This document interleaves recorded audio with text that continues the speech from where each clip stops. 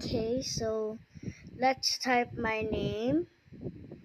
What the? I'm not. And then our neighbors. I have neighbors like Clyde and Keely. Let's do Clyde first. What? Now how about Isabel, my sister? Oh, bro! Buttercup Glow, Kaylee, my other neighbor. That's a Kaylee and Kuya Clyde. So Kuya Clyde is the brother.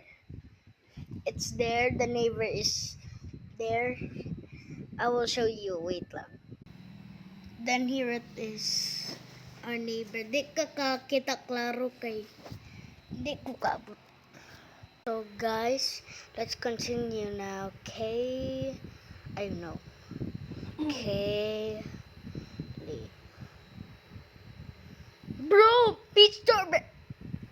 So basically, guys, we're actually neighbors with Ate Kaylee and Kuya Clyde. Basically, they are like sometimes argue, and also my sister and me sometimes argue, like blah blah blah blah. So guys, bye bye guys. See.